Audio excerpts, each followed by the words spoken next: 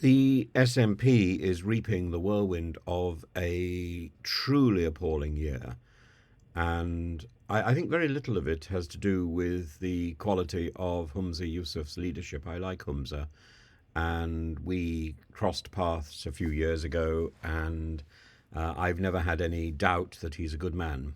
Uh, the the problem really is the legacy of his predecessor, of Nicola Sturgeon. And it doesn't matter really whether she kept all her WhatsApp messages or whether she erased them. People are ready to believe the worst of her.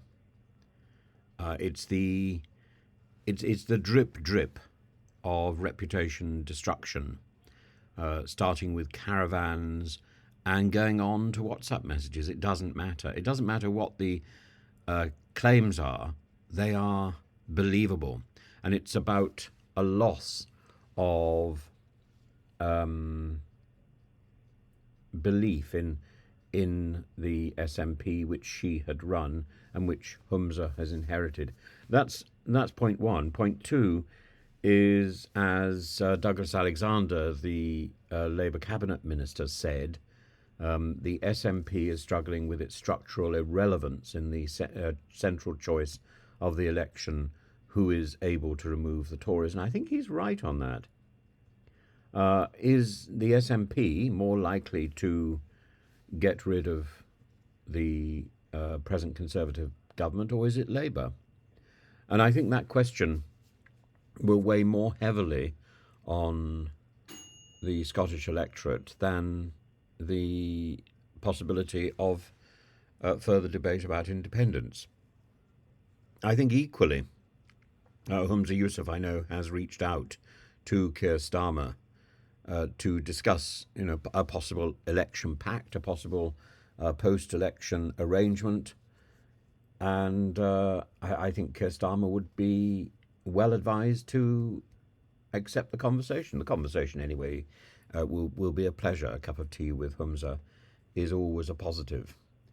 But if there are 59 seats in Scotland, and if, as I think happened, 48 of them were taken by the SNP at the last general election, that is not a foregone conclusion this time round.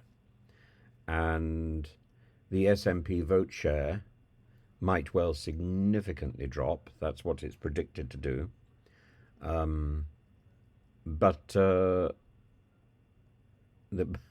whether with the first past the post system, whether it will be enough to secure the Labour majority. The Labour majority over the Conservatives, it doesn't really matter how popular in the polls Labour may be. In a sense, at this moment, it doesn't. That poll, that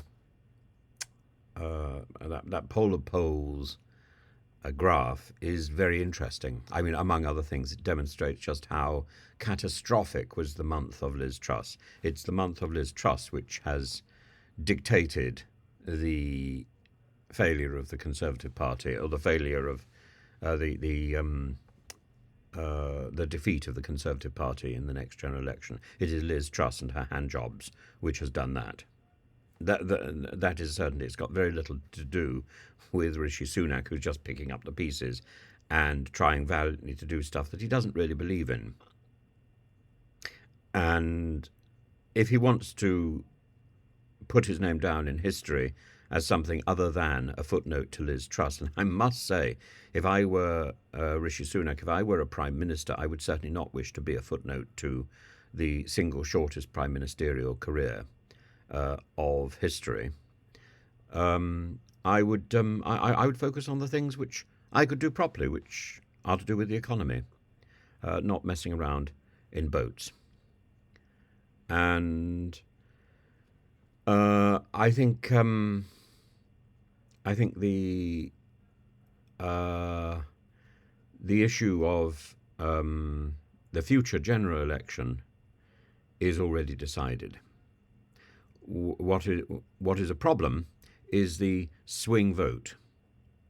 So if the swing vote is sufficient, then Labour will be victorious at the next general election.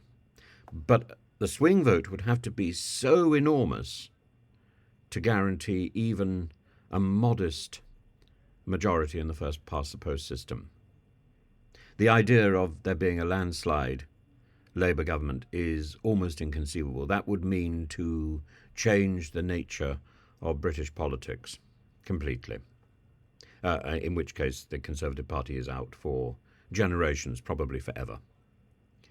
As it is, I think the Conservative Party in opposition, with the troublemakers in the ascendant, is likely to destroy itself. So either way, I think the Conservative Party is on the rocks. And a loss in the general election will simply be the catalyst for destruction. It will not be in itself the destruction. That is my prediction. And the Labour Party will be in a much safer position if it can harness a number of key seats from Scotland. If that is the case, if the SNP cedes seats to Labour, then Labour is in a much stronger position to win at the next general election. But do not believe the pollsters who claim that the general election is in the bag and that there's going to be a landslide towards Labour. That is not conceivable.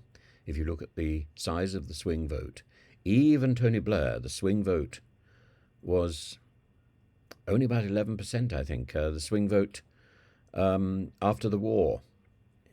No.